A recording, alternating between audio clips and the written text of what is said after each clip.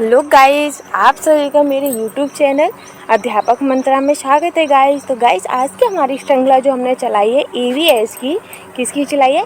EVS की। और EVS में जो भी हमारे इंपॉर्टेंट क्वेश्चंस हैं, जो हमारे एग्जाम पॉइंट ऑफ व्यू से मोस्ट इम्पोर्टेंट हैं और जिसका हमने टारगेट रखा है 30/30 का। किसका टारगेट रखा है? 30/30 का, यानी कि 30 में से 30 नंबर का टारगेट रखा है।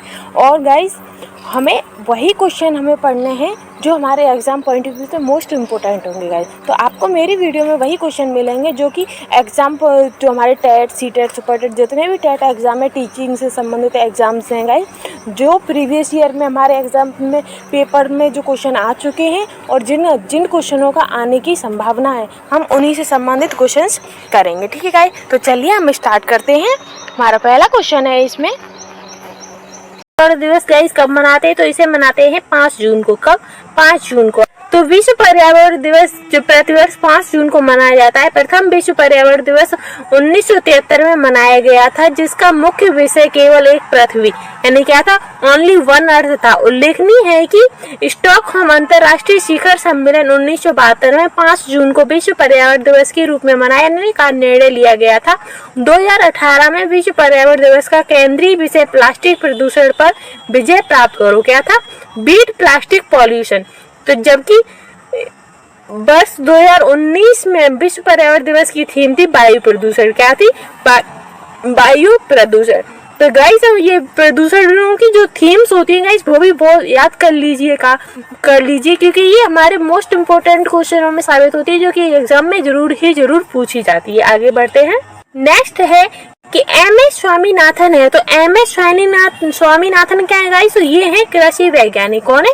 कृषि वैज्ञानिक। और विश्व के कृषि वैज्ञानिक कौन है? तो विश्व के कृषि वैज्ञानिक है नॉर्मन बोरलॉग। कौन है? Norman Borlaug. और जो एम.एस. स्वामीनाथन है वो हमारे भारतीय कृषि वैज्ञानिक है। आगे बढ़। नेक्स्ट है कि wild life institute of India WWI कहाँ स्थित है? तो इंडिया जो भारत में wild life institute of India कहाँ पर स्थित है गाइस? तो ये स्थित है देहरादून में। कहाँ पर?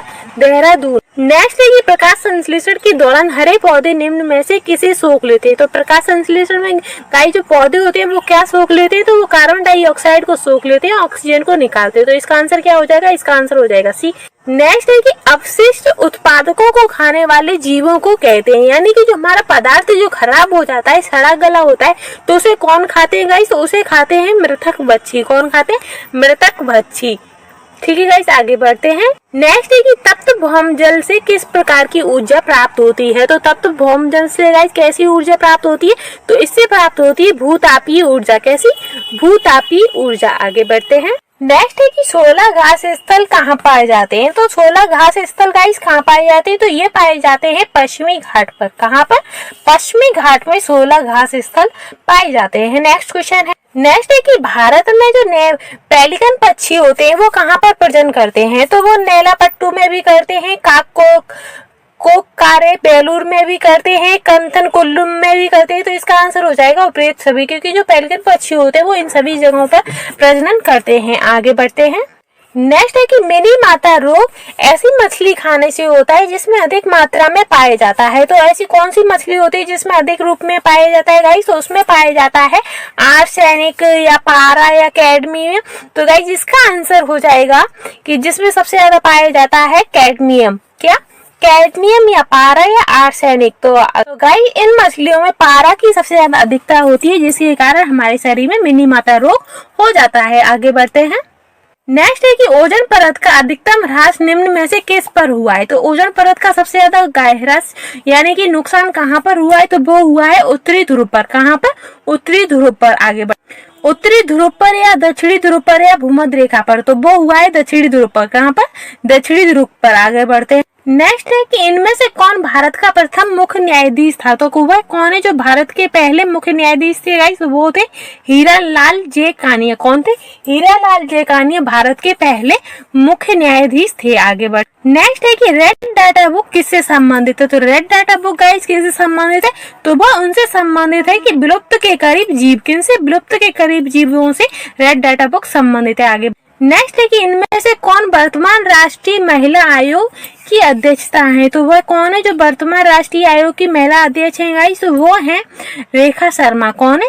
रेखा शर्मा। आगे नेक्स्ट है कि लोकसभा और राज्यसभा की संयुक्त बैठक किसके द्वारा आहूत की जाती है? तो गाइस किसके द्वारा?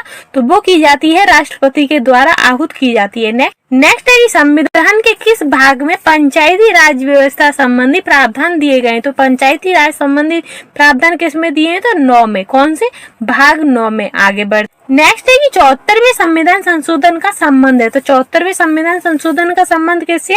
तो शहरी स्थानीय स्वशासन से। किसे? शहरी स्थानीय स्वशासन से। नेक्स्ट है किस गैस के वर्षा के पानी में घुलने से वर्षा का पानी अम्लीय हो जाता है? तो किस गैस से गाइस? तो सल्फर डाइऑक्साइड के वर्षा के पानी में घुलने से वर्षा का पानी अम्लीय हो जाता है। नेक्स्ट है कि भारतीय संविधान में विधि का शासन विचार कहाँ से लिया गया है? तो विधि का शासन कहाँ से लिया गया है? तो वो लिया गया है इंग्लैंड से। कहाँ से?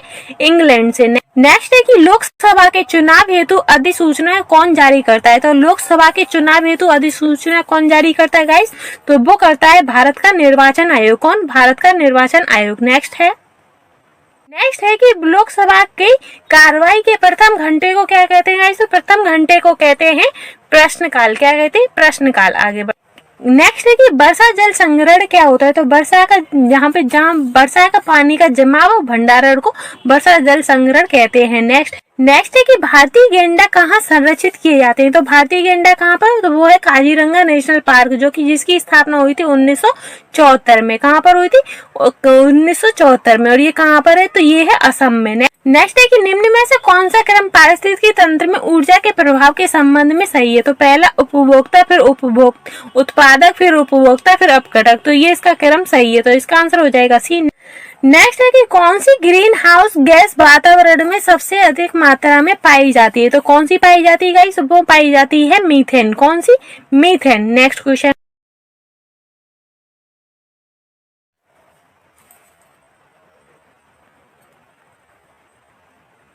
नेक्स्ट है कि कौन सी गैस ग्रीन हाउस गैस के वातावरण सबसे अधिक मात्रा में पाई जाती है? तो वो पाई जाती है कार्बन डाइऑक्साइड। कौन सी? Carbon dioxide. आगे बढ़ते हैं। नेक्स्ट है कि किस वर्णक की उपस्थिति के कारण पौधे हरे होते हैं? तो किसके कारण?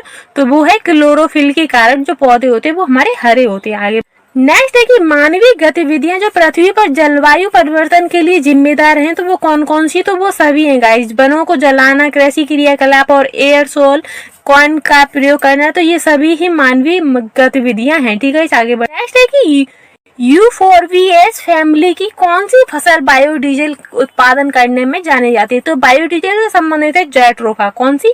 जेट्रोफा। आगे बढ़। नेक्स्ट है जड़ी बूटी। जड़ी बूटी की रानी कौन है? तो तुलसी है। इसका आंसर यही हो गया। फिर आगे हम बढ़ लेते हैं कि जड़ी बूटी की रानी भारत की सबसे पवित्र जड़ी बूटी है। इस औषधि पौधे का हिंदू धर्म में महत्व और इसका वानस्पतिक नाम ओशियम सैक्टम है। इसको सामान्यतः किस रूप में जानते हैं? तो इसको सामान्यतः जानते हैं हम गाइस तुलसी के रूप में। आगे नेक्स्ट है कि पीने के पानी के लिए सुरक्षित पानी को कहते हैं। तो सुरक्षित पानी को क्या कहते हैं? तो वो कहते हैं पीने योग्य पानी। आगे नेक्स्ट है कि 1984